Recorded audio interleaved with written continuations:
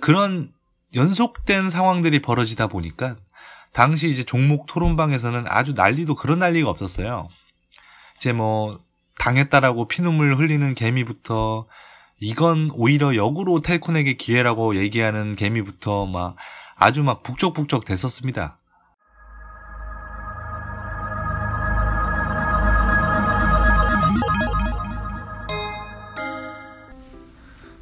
예, 안녕하세요. 소설가 DC입니다. 오늘은 좀 색다른 얘기를 해볼까 합니다. 이번 시간에는 제가 새로 쓴 소설 신작 하나를 소개시켜 드릴까 하는데요. 그 제목을 먼저 좀 말씀을 드릴게요. 그 제목은 텔콘 슈팅이 더 빠를까? 내 회사 정년이 더 빠를까? 인데요. 이번 영상에서 최초 공개를 하니까 한번 들어보시기 바랍니다. 소설의 주제는 주식 종목에 대한 음모론이고, 뭐 여느 소설이 그렇듯 사실을 기반한 허구적인 얘기다 보니까 작중에 언급되는 여러 소스 및 떡밥들은 이제 현실에 있는 것을 가져다 썼다라는 것 유념하시면 될 것 같습니다. 뭐 그렇다고 가져다 쓴 내용들의 팩트가 이제 정확히 100% 맞다, 뭐 요런 얘기는 또 아니니까 참고하시기 바랍니다. 그냥 뭐 언제나 그랬듯이 그냥 예능으로만 보시면 될 것 같습니다. 마지막으로 하나만 더 말씀드리면 작중에 저라고 지칭하는 사람이 나오는데, 이제 그 사람은 이제 구라썰 유튜버 소설가 DC 저 본인이 아니라 작중의 주인공인 것을 다들 감안하시고 들어주시면 감사하겠습니다. 참고로 내용 길이를 고려해 가지고 내용을 반으로 나눠 가지고 이제 상편 하편 이렇게 두 편으로 나눠 가지고 영상을 만들 예정이니까 참고하시고 들어주시면 감사하겠습니다. 예, 그러면 이제 시작하겠습니다.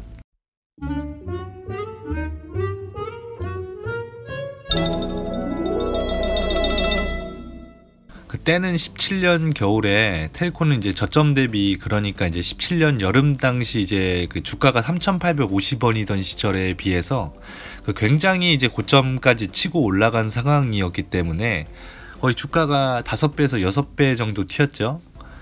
당시에 이제 엠마우스 신약 이제 엔다리가 출시된다, 뭐 이런 찌라시라든가 아니면 텔콘이 이제 JP모건 헬스케어 컨퍼런스에 이제 참석해가지고 해외 제약업체와 오피란제린 VVZ-149의 이제 기술 이전을 논의하고 있다, 뭐 이런 찌라시도 있었고, 오피란제린의 이제 미 임상 EA 결과에 대해서 이제 하버드 의대 측과 논문 발표를 이제 준비하고 있고, 그리고 요거를 이제 학회에 긴급 발표하겠다, 뭐 이런 식의 찌라시들이 계속 나왔는데요.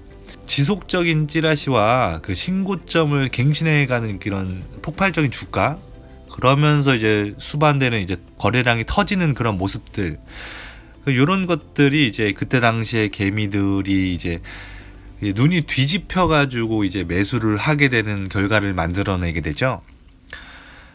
비마약성 진통제가 이제 당시에 이제 메인 재료였는데, 찌라시는 사실 비마약성이 아니라 이제 마약과도 같은 중독성으로 당시에 이제 개미들을 현혹시키게 되는 거죠.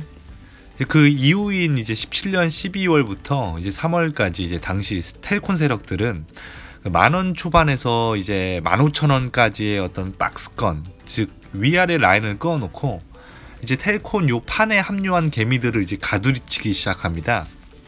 가두리 안에서 이제 주가가 점점 이제 떨어질 때쯤 되면 이제 엠마우스의 엔다리 FDA 임상 신청 찌라시라든가 뭐 FTSE 신규 편입 예정, 뭐 요런 찌라시, 그리고 또 찌라시 후에는 뭐 여지없이 지속적인 전환사채 발행 공시를 내가지고 주주들에게 당근과 채찍을 번갈아 가면서 이제 주게 됩니다. 그때 당시에 개미들은 슬슬 헷갈리면서 이제 정신을 못 차리게 되는 그런 상황에 놓이게 되죠. 이제 그러던 중에 3월 말쯤이었나 이제 뉴스가 하나 뜨게 됩니다. 텔콘 자회사 비보존 1,000억 규모 유상증자 결정. 두둥. 제 기억에는 이게 시간 외에서 공시로 떠가지고 공시를 보고 나서 이제 주식을 팔까 말까 이제 개미들이 고민을 한참 했던 걸로 제가 기억을 해요. 결과적으로는 이제 유증 규모가 적지 않은 금액이다 보니까 당시 이제 시장에서는 악재로 판단을 해가지고 하한가 언저리까지 가는 이제 금액으로 이제 시간외가 끝나게 되죠.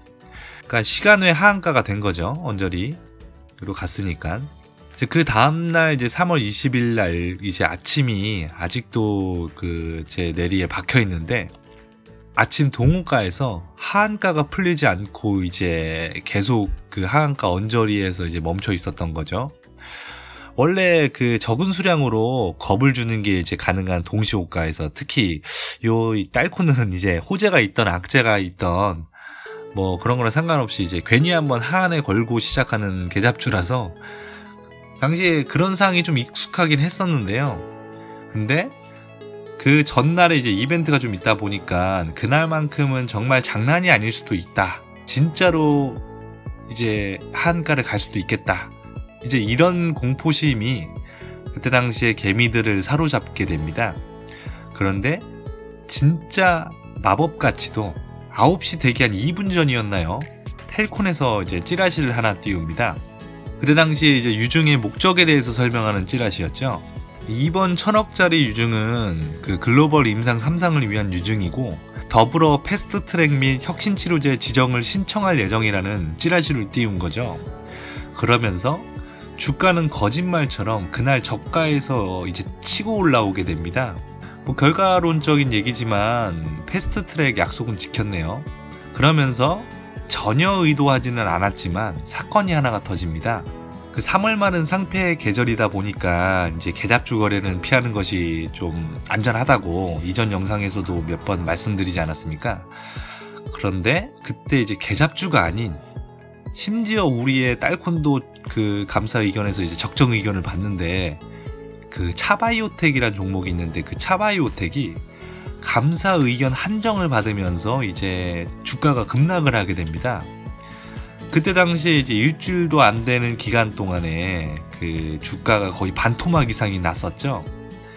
그렇게 텔코는 이제 차바이오텍처럼 관리 종목으로 그때 당시에 지정된 이제 몇 종목들의 역수혜를 받아가지고 코스닥 150 지수 편입 찌라시가 이제 힘을 받게 되는 그런 상황에 놓이게 됩니다.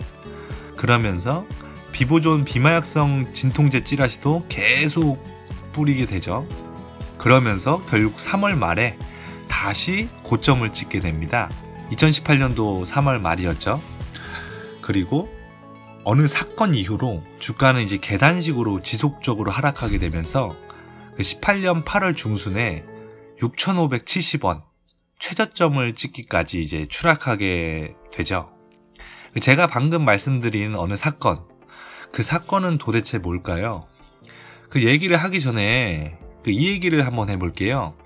그 18년도 3월 말 다시 고점을 찍을 때만 하더라도 이땡현 박사님은 거의 이제 텔콘에서 영웅이나 다름이 없었습니다. 당시 이제 주주들은 눈앞에 이제 팩트도 아니었던, 곰곰이 한번 생각해보세요. 그때 팩트가 없었어요. 근데 그 당시에 이제 찌라시만 나왔던 거였죠. 근데 그 당시에 찌라시와 고점인 주가만 본 거예요. 사실 이렇게 찌라시가 주주들을 이제 앞에서 호도하는 동안에 그 뒤에서는 지분 관련된 장난질이 계속 진행 중이었습니다. 그 주주들이 이렇게 찌라시에 현혹되는 동안에 텔콘에서는 이제 이땡현 박사와 그 일가가 가지고 있던 주식 매수 선택권 포함해가지고 이제 상당히 많은 양의 주식을 이제 보호 예수가 풀린 17년 말부터 지속해서 매도를 하게 됩니다. 뭐 개인적으로 좀 충격이었던 것은 뭐냐면 이제 이땡현 박사조차도 텔콘을 이제 장내 매도를 했다라는 것이었는데요.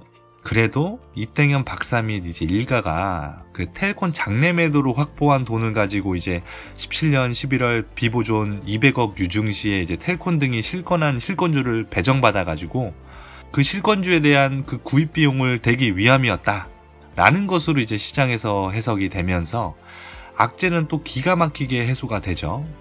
그렇게 이제 정신없게 흘러가던 중에 충격적인 공시 하나가 더 뜨게 됩니다.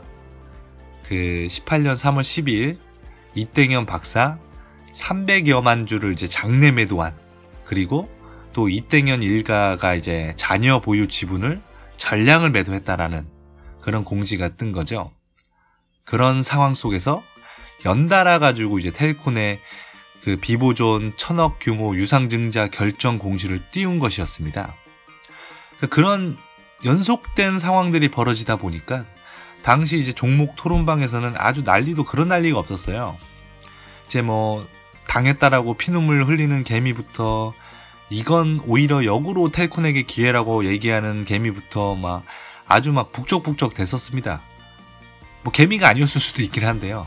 뭐 어쨌거나 그 당시에는 이제 찌라시가 계속 나오고 있었고 뭐 주가도 높은 상태였기 때문에 그 종목 토론방에 좀 이게 글들도 많고 사람도 많고 막 북적북적 했었거든요. 그렇게 그냥 온갖 사람들이 모여가지고 다 자기 주장을 펼치면서 아주 막 시끌시끌 했었죠.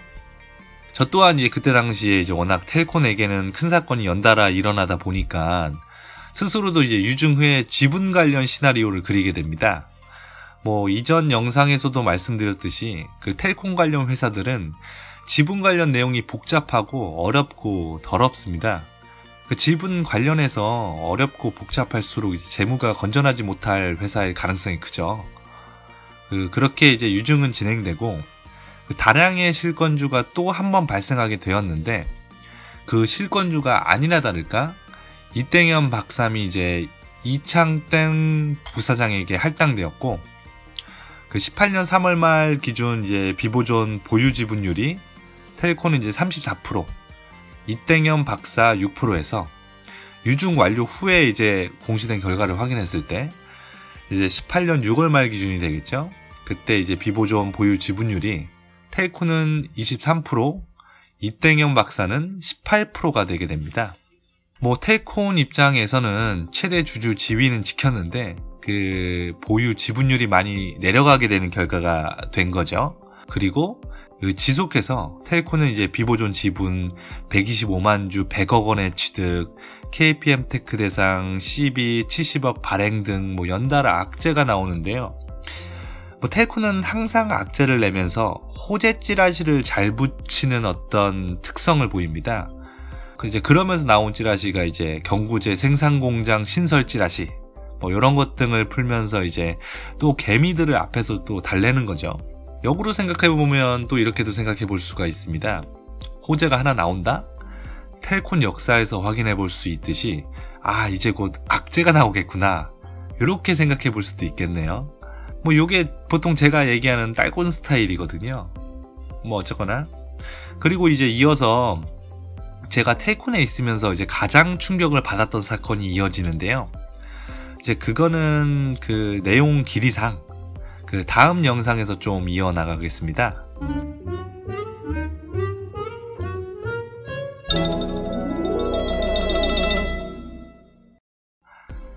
네, 여기까지가 이제 텔콘 슈팅이 더 빠를까?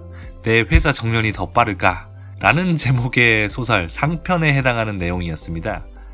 그 이제부터가 막 재밌어지기 시작하는 부분이거든요. 어떻게 좀 하편이 좀 기대가 되시나요? 그 바로 다음 영상에서 하편을 이어나갈 것을 약속드리고요. 예, 오늘은 여기까지 하겠습니다. 뭐 언제나 그랬듯이 이걸 믿을지 말지는 여러분들 판단이십니다. 그 지금까지 영상 시청해 주셔서 감사합니다. 좋아요 및 구독 버튼 한 번만 클릭 부탁드립니다. 다음 시간에 봬요. 감사합니다.